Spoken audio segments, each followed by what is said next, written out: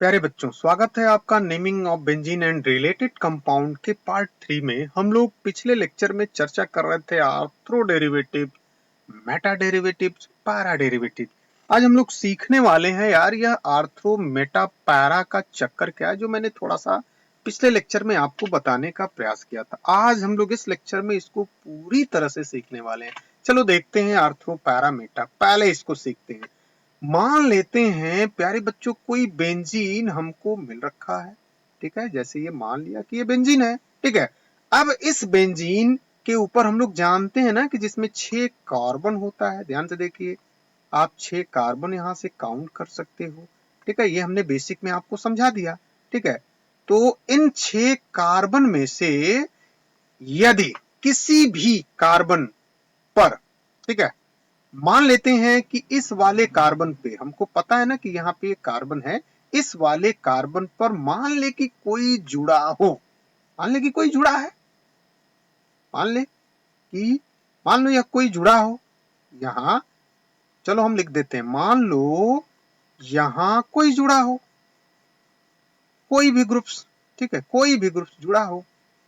ठीक है, जुड़ा हो तो इसका ये वाला भाग, ये वाला, या तो इसके ये वाला, आप कहोगे इसके भी ये वाला, तो ये वाला भाग कहलाता है आर्थो।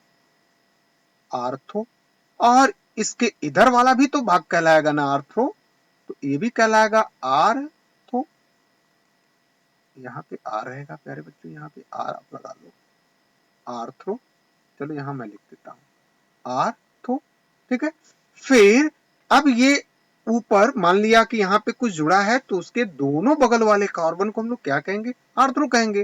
तो ये वाला जो पोजीशन बचा ना, इसको हम लोग कहेंगे मेटा। इसको क्या कहेंगे? मेटा। मेटा। और ये क्या हुआ? तो ये कहलाएगा पैरा। यानी इसको हम लोग क्या करें? इसको हम लोग साफ साफ फिर से बना लेते हैं। ऐसे ये ग्रुप्स है, यहाँ पे कुछ जुड़ा हो, कुछ जुड़ा हो। अब यहाँ के बजाय यहाँ जुड़ा रहेगा, तो अब यहाँ पे आर्थ्रो हो जाएगा। ठीक है ना, कोई टेंशन की बात नहीं है। मतलब इसको फिर से देख लो, यहाँ पे कोई जुड़ा हो ऐसे। ठीक है, तो ये वाला जो है ना, इसको हम आर्थ्रो ओ से इंडिकेट करेंगे। ठीक है, इसको भी आर्थ्रो ओ से इंडिकेट करेंगे। यहाँ पे आर्थ्रो लिखेंगे, आर्थो। ठीक है, अब यहाँ पे बचा ये वाला भाग। यहाँ पे हम लोग कहते हैं मेटा। मेटा को एम से इंडिकेट करेंगे, मेटा। मेटा। ठीक है, बेटा नहीं, मेटा। ठीक है, फिर ये बचा, क्या बचा? बच्चा नहीं, बचा, क्या बचा? यहाँ पे मेटा बचा। मतलब इसको क्या कहते हैं? मेटा कहते हैं। फिर और क्या बचा? तो इस वाले पोजीशन को हम लोग कहते हैं पैरा, यानी कि पी से। ठीक है, अब आप सोच रहे हो कि हम ऊपर वाले पर ही क्यों किसी को जुड़ा हुआ मान ले, हम कहीं और जोड़ के मान ले। तो प्यारे बच्चों, इसको भी मैंने आपको समझाया था। क्या समझाया था? थोड़ा सा याद करो, याद करो। क्या याद करो? कुर्बानी नहीं, यहाँ यहाँ कार्बन की स्थिति को कैसे, तो ऐसे देखो, मान लेते हैं, देखो ये वाला आपका बेंजीन है। ठीक है, ये वाला आपका बेंजीन है। अब यहाँ ना जुड़ के हम लोग मान ले यहाँ पे कोई जुड़ा हो, कोई जुड़ा हो। अब वो कोई कौन हो? तो कोई ग्रुप्स कह लो, एल्किल ग्रुप्स कह लो, कुछ भी कह लो। तो अब आपके दिमाग में अब वही प्रश्न घूमना चाहिए कि क्या जब यहाँ पे अब जुड़ गया तो हाई वाला क्या होगा? कुछ भी नहीं होगा, यही वाला ओ हो जाएगा। तो हाई वाला क्या होगा? ओ होगा, क्योंकि इसके अगल बगल वाले को हम लोग क्या कहते हैं? तो आर्थ्रो कहते हैं। इसके अगल में और इसके बगल में क्या कहेंगे? आर्थ्रो कहेंगे। और जहां आर्थ्रो होगा ना, उसके नीचे वाला कार्बन क्या हो जाएगा? मेटा कहलाएगा। मतलब ये वाला क्या होगा? तो ये वाला मेटा होगा। अब ये वाला क्या होगा? ये भी इसका मेटा होगा। अब हाई बचाना, तो ये क्या होगा? तो ये वाला पैरा होगा। अब आपके दिमाग में ये बातें क्लियर हो चुकी होंगी। उम्मीद है कि अब आप समझ गए होंगे कि हम कहीं यदि मान ले किसी भी कार्बन पे, तो उसके बगल वाले को कहेंगे आर्थ्रो, उसके बगल वाले को क्या कहेंगे, आर्थ्रो पोजीशन, ठीक है ना।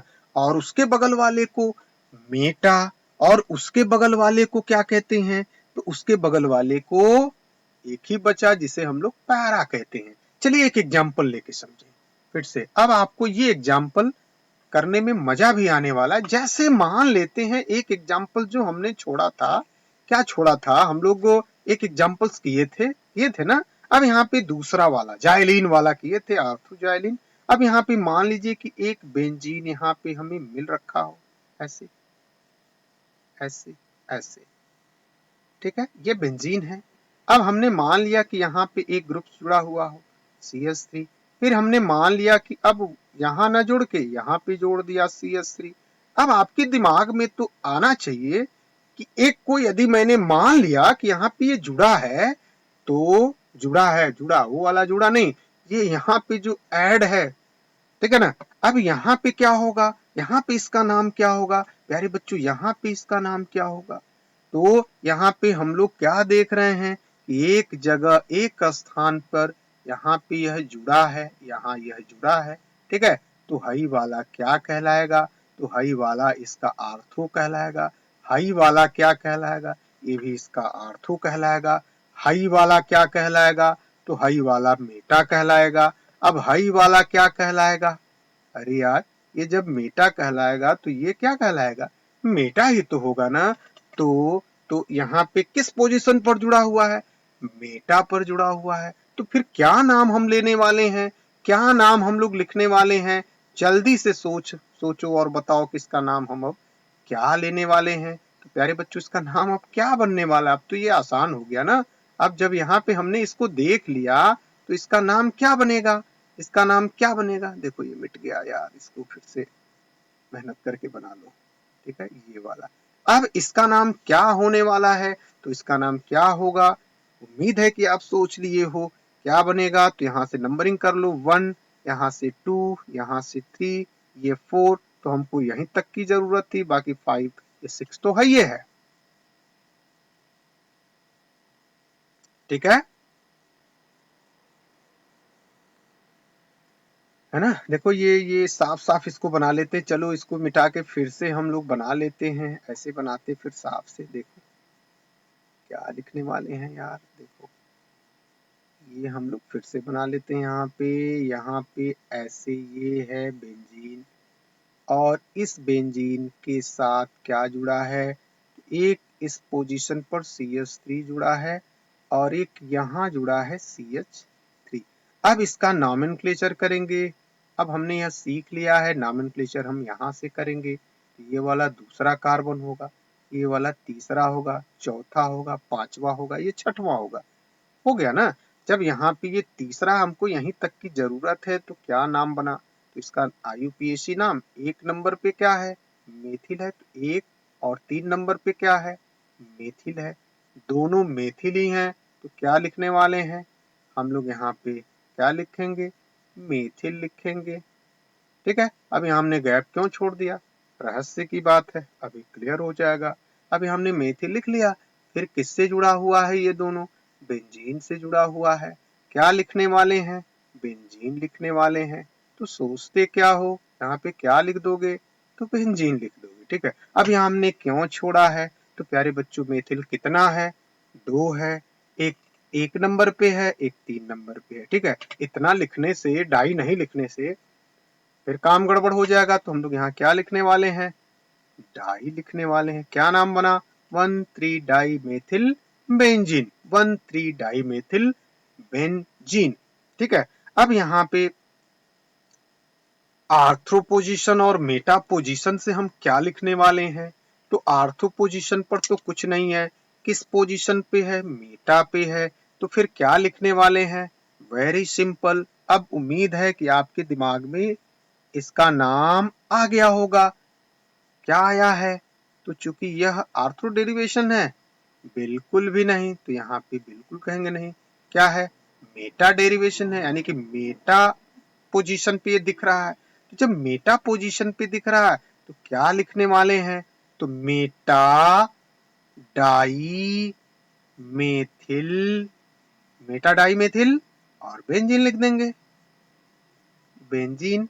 ठीक है, meta di benzene, meta di benzene जैसे ऊपर लिखे थे। ठीक है, अब एक और नाम इसका आता है, क्या आता है तो याद करो, जाइलीन आता है।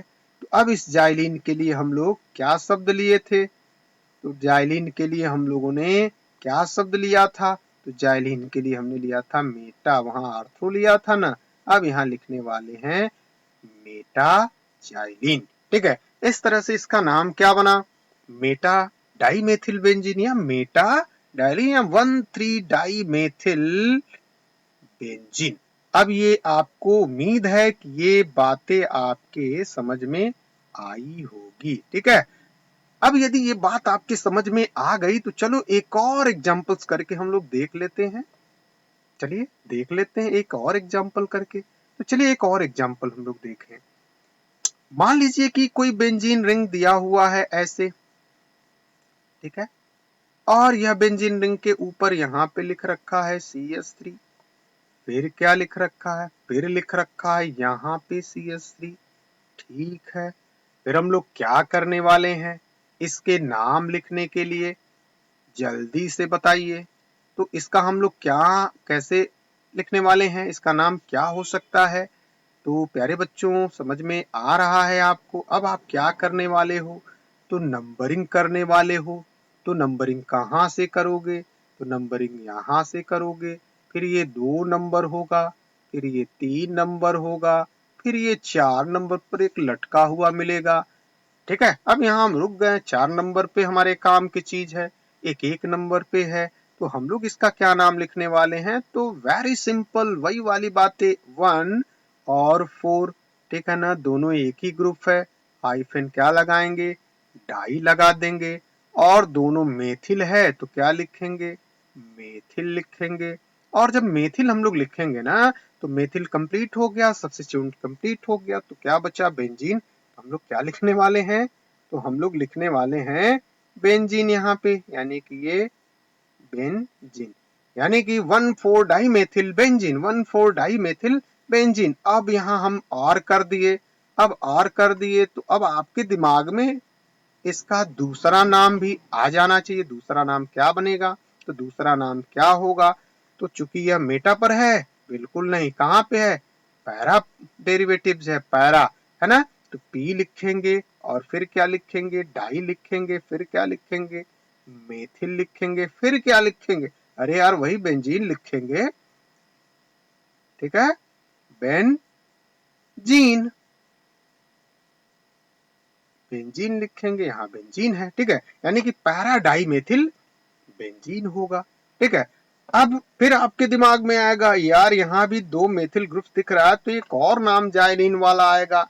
तो जाइलीन वाले नाम को लिखने के लिए हम लोग क्या करने वाले हैं, तो जाइलीन वाले नाम को लिखने के लिए सिर्फ पैरा लगाने वाले हैं, और क्या लिखने वाले हैं, तो जाइलीन लिख देने वाले हैं। इस तरह से हम लोगों ने बेंजीन के साथ जुड़े हुए मेथिल ग्रुप्स की स्थिति आर्थ्रो, पैरा, मेटा पोजीशन वाले कंपाउंड को सीखने का प्रयास किया।